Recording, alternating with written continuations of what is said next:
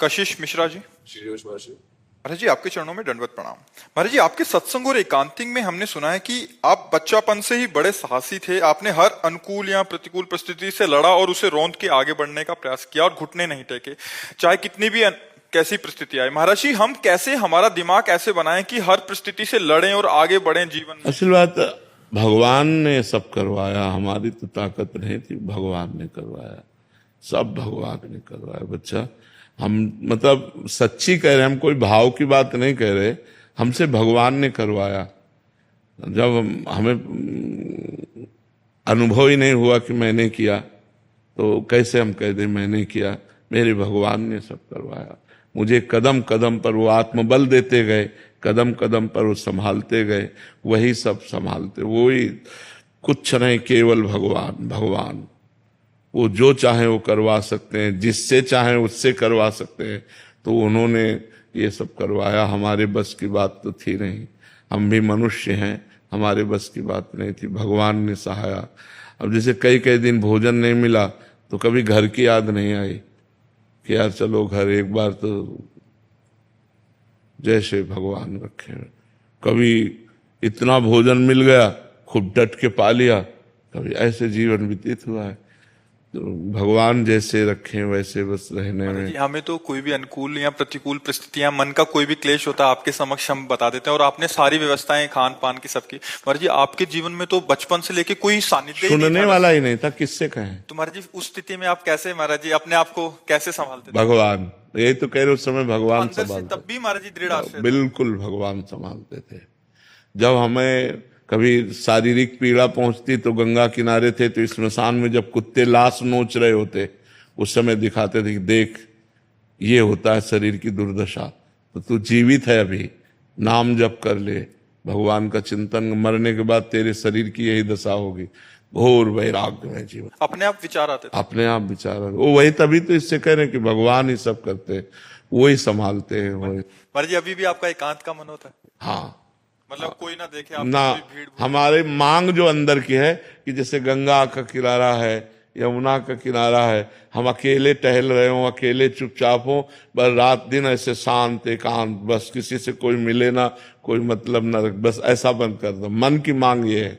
मतलब नदी और लता, ये दो बहुत प्रिय है। क्योंकि बचपन से गंगा का किनारा सेवन किया ना, तो धाराजू को देखना कि गंगा जी का इतना पाठ लंबा चौड़ा, खूब खूब जल को देखना, और एकांत, लताएं जल को छू रही हैं ऐसे खूब, तो एकांत शांत बैठे लहरों का दर्शन करना, उसी में भगवत चिंतन में डूबना, ऐसा। पर वो गंगा जी से बहुत प्रेम है, तो गंगा शब्द सुनते ही हमारे रोम रोम। अच्छा, आप गंगा जी के किनारे से आए हो, आप गंगा जी नहाते हो, आप गंगा जी के दर्शन किए, इतना प्यार गंगा जी से। शाश्वत जी मुंबई से। राधे राधे महाराज जी। महाराज जी, जैसे कि आपने पहले भी बताया कि मन पे 3 गुणों का प्रभाव होता है, सतोगुण, तमोगुण और रजोगुण। महाराज जी, कच्चा साधक इन तीनों गुणों में भेद कैसे कर पाए कि उस पर कौन सा गुण? जिस समय हमारा मन करुणा से युक्त हो, भगवत चिंतन की तरफ इच्छा हो, संसार से वैराग्य की भावना हो, पवित्र विचार उत्पन्न हो रहे हो, इंद्रियों को भोगों का आकर्षण न हो, तो समझना चाहिए सतोगुण चल रहा है।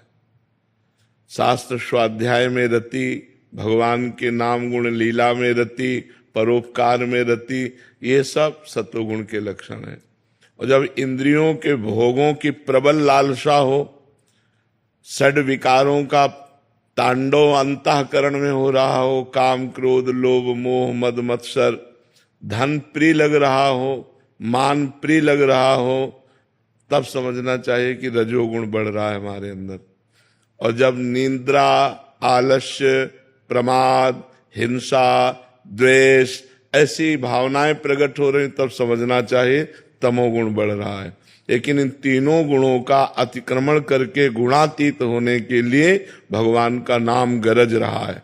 यदि हर गुण की परिस्थिति में नाम जप करोगे तो गुणों पर विजय प्राप्त कर लोगे। जैसे तमोगुण बढ़ रहा है तो फिर कीर्तन करना चाहिए, क्योंकि तमोगुण की स्थिति में चिंतन नहीं हो सकता। मानसिक जप नहीं हो सकता। जब रजोगुण बढ़ रहा हो तो सत्संग सुनना चाहिए। बड़े बड़े महापुरुषों के वचनों का जब हम श्रवण करते हैं तो रजोगुण का नाश होता है, और जब सतोगुण बढ़ रहा होता है तो अपने आप भागवतिक प्रवृत्ति आती है। तो सतोगुण तभी बढ़ता है जब हमारा भोजन सात्विक होता है, जब हमारा दर्शन सात्विक होता है, जब हमारा संग सात्विक होता है, जब हमारा पेय पदार्थ सात्विक होता है। अब जैसे ये सब रंग बिरंगे में जो पानी आते हैं, हाँ, ये सब रजोगुण तमोगुण बढ़ाने वाले हैं। बाजार का जैसे बना हुआ पदार्थ है वो रजोगुण तमोगुण बढ़ाए।